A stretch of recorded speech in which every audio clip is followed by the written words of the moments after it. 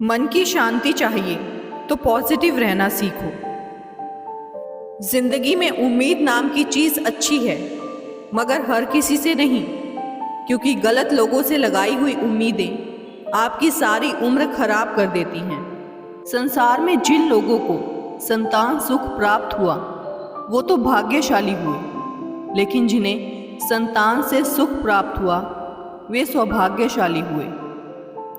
एक 10 साल का छोटा बच्चा था जो जूडो सीखना चाहता था। अपनी लगन और इच्छा के चलते वह एक जापानी जूडो मास्टर के पास गया। लड़के ने उनसे कहा कि वो उसे जूडो सिखाएं। ये सुन जापानी जूडो मास्टर ने उसे देखा, उसका एक हाथ नहीं था। जब उससे इस बारे में मास्टर ने पूछा तो उसने कहा कि एक कार दुर्घटना में उसने अपना बायां हाथ गंवा दिया, लेकिन वो फिर भी यह कला सीखना चाहता है। वह खूब लगन और दृढ़ता से जूडो सीखना चाहता था। ऐसे में मास्टर ने उसे अपना शिष्य बना लिया। लड़का पूरे मन और लगन के साथ जूडो सीख रहा था। महीने बीत गए। इतने समय में वह केवल एक ही मूव सीख पाया था। वह चाहता था कि वो और भी सीखे। एक दिन अपने मास्टर के पास गया और कहा कि आपने मुझे केवल एक ही मूव सिखाया है, लेकिन मुझे दूसरे मूव भी आने चाहिए। क्या आपको ऐसा नहीं लगता? मास्टर ने जवाब देते हुए कहा कि यह एक मूव ही है जो तुम जानते हो, तुम्हें बस यही जानने की ज़रूरत है। लड़के को अपने मास्टर पर पूरा भरोसा था, इसीलिए आगे भी वह जूडो सीखता रहा। कुछ महीने बीते, फिर मास्टर उस बच्चे को अपने साथ एक जूडो प्रतियोगिता में ले गए। इसका पहला मुकाबला उसने आसानी से जीत लिया। दूसरे मुकाबले में भी जीत उसके ही हाथ लगी। तीसरे मुकाबले में उसे एक दमदार प्रतियोगी का सामना करना पड़ा। वह लगातार हार रहा था, लेकिन आखिरी में उसने एक मूव का इस्तेमाल किया जो उसके मास्टर ने उसे सिखाया था। इस मूव को देख सामने वाले ने हार मान ली। यह देख लड़का तो हैरान था, लेकिन खुश भी था। अब वह लड़का फाइनल में पहुंच गया था। यहाँ उसका मुकाबला एक अनुभवी और मंजे हुए खिलाड़ी से हुआ। इससे जीत पाना लगभग नामुमकिन ही लग रहा था। मुकाबला शुरू होते ही प्रतियोगी उस पर हावी हो गया। फिर एक समय रेफरी को लगा कि कहीं लड़के को चोट ना लग जाए। ऐसे में उसने टाइम आउट का इशारा कर दिया, लेकिन मास्टर ने रेफरी से मुकाबला जारी रखने का अनुरोध किया। इस दौरान सामने वाले प्रतियोगी ने एक भूल कर दी। इससे लड़के ने अपना वही मूव आजमाया जिसे उसके मास्टर ने सिखाया था। इसी मूव के चलते वह यह मुकाबला जीत पाया। वह जीत गया था। वापस लौटते समय मास्टर और वो लड़का उस मूव की बात कर रहे थे। लड़के ने मास्टर से पूछा कि आपको कैसे पता था कि मैं केवल एक मूव के भरोसे ये प्रतियोगिता जीत सकता हूँ? मास्टर ने कहा कि 2 कारणों से तुम्हें जीत हासिल हुई है। पहला तो यह है कि तुम्हें जूडो का सबसे मुश्किल मूव पता था। दूसरा यह है कि उस मूव से बचने का तुम्हारे प्रतियोगी के पास केवल एक ही तरीका था, और वो ये था कि वो तुम्हारा बायां हाथ पकड़ ले। लेकिन शारीरिक कमजोरी के चलते यह नहीं हो पाया, क्योंकि बायां हाथ था ही नहीं। दोस्तों, इस कहानी से हमें सीख मिलती है कि हमें अपने कमियों की शिकायत नहीं करनी चाहिए। हम सभी ये समझ नहीं पाते कि एक दिन हमारी सबसे बड़ी कमजोरी हमारी ताकत भी बन सकती है। ऐसे में ये कभी नहीं सोचना चाहिए कि हम में कोई कमी है। हमें अपना कर्म करते रहना चाहिए, सफलता अवश्य मिलेगी। हमारी सभी उंगलियां लंबाई में बराबर नहीं होती, किंतु जब वे मुड़ती हैं तो बराबर दिखती हैं। इसी प्रकार यदि जब हम किन्हीं हालातों में थोड़ा सा झुक जाते हैं या तालमेल बिठा लेते हैं तो जिंदगी बहुत आसान और आनंदित हो जाती है। इसीलिए कहा भी जाता है कि झुकता वही है जिसमें जान होती है, अकड़े रहना तो मुर्दे की पहचान होती है। समंदर सारे शराब होते तो सोचो कितना बवाल होता। हकीकत सारे ख्वाब होते तो सोचो कितना बवाल होता। किसी के दिल में क्या छिपा है ये बस खुदा ही जानता है। दिल अगर बेनकाब होते तो सोचो कितना बवाल होता। थी खामोशी हमारी फितरत में, तभी तो बरसों निभ गई लोगों से। अगर मुंह में हमारे जवाब होते तो सोचो कितना बवाल होता। हम तो अच्छे थे पर लोगों की नज़र में सदा बुरे ही रहे। कहीं हम सच में खराब होते तो सोचो कितना बवाल होता। कुदरत जानबूझकर हमें मुश्किल हालातों में डालती है ताकि उन लोगों के चेहरों पर लगे नकाब देख सकें जिन पर हम आंख मूंद कर भरोसा करते हैं। संयोग से जीवन मिलता है और सहयोग से जीवन चलता है। कुछ हंसकर बोल दो, कुछ हंसकर टाल दो। परेशानियां तो बहुत हैं, कुछ वक्त पर डाल दो। बहुत पुरानी बात है, उत्तरी भारत में एक व्यापारी रहता था जिसकी पत्नी की मृत्यु हो चुकी थी।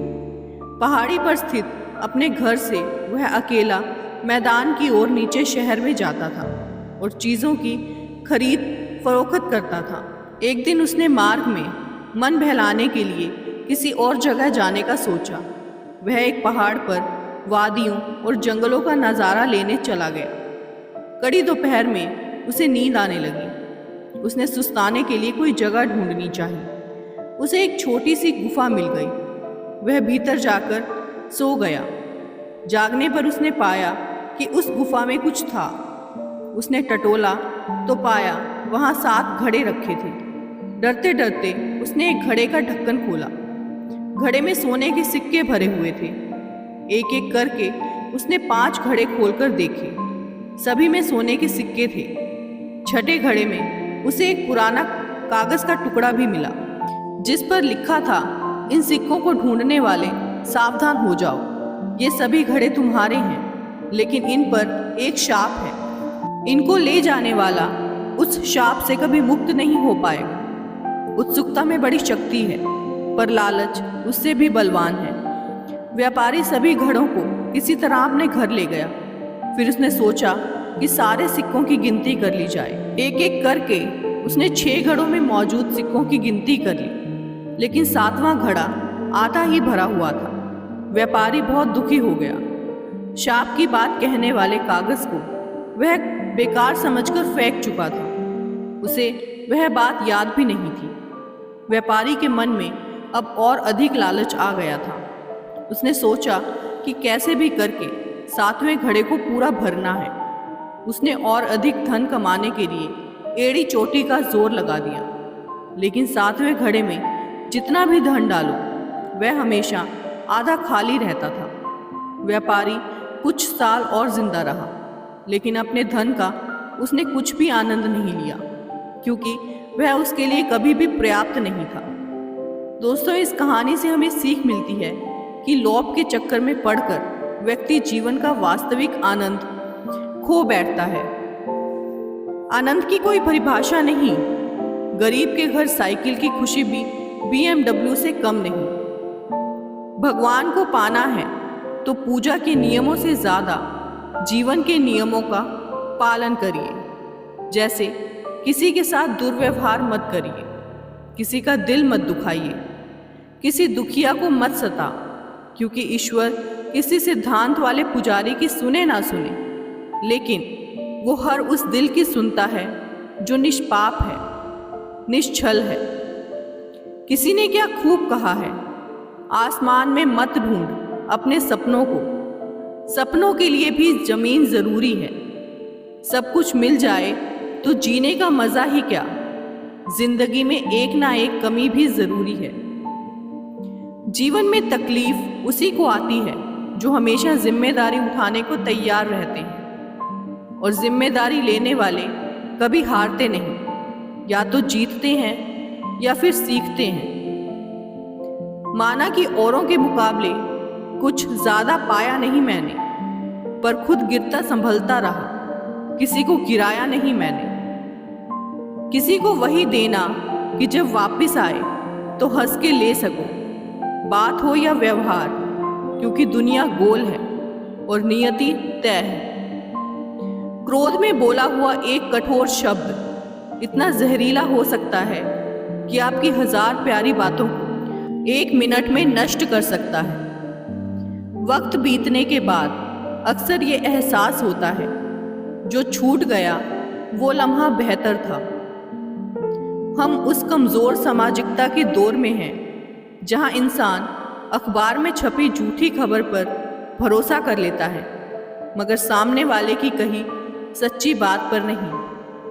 अग्नि की तपिश को झेलता सूरज, जुगनुओं के बस की ये बात नहीं है। लक्ष्य अलभ्य केवल तभी तक जब तक तुझे खुद पर विश्वास नहीं है। कोशिश किए बिना कभी सुधार नहीं होते।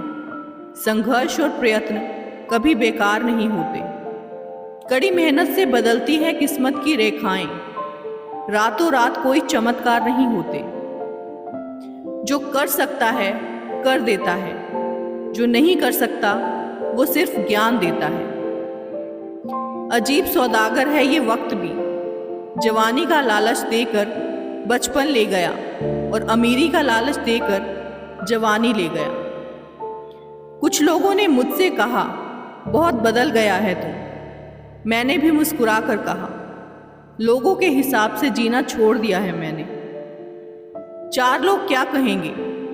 अरे 4 लोग यही कहेंगे कि तुम कितने बेवकूफ़ थे जो अपनी पूरी जिंदगी हमारे बारे में सोच सोच कर गुजार दिए।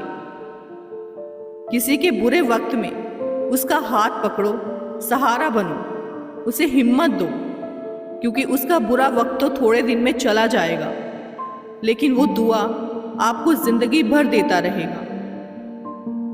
सपना एक देखोगे, मुश्किलें 1000 आएंगी, लेकिन वो मंजर बड़ा खूबसूरत होगा जब कामयाबी शोर मचाएगी। छल कपट और पाप उतना ही करना चाहिए जितना भुगतने का सामर्थ्य हो, क्योंकि कुदरत किसी को नहीं छोड़ती, इतना स्मरण रखना। सौभाग्य से जो प्राप्त होता है उसे 7 पीढ़ी भोगती है, और जो छीन कर हासिल किया जाता है उसे 7 पीढ़ी भुगतती है। दोस्तों, आपको आज की वीडियो कैसी लगी कमेंट करके ज़रूर बताइए। वीडियो पसंद आई हो तो वीडियो को लाइक और शेयर ज़रूर कर दें अपने फैमिली और फ्रेंड्स में। वीडियो में अंत तक बने रहने के लिए आप सभी का बहुत बहुत धन्यवाद।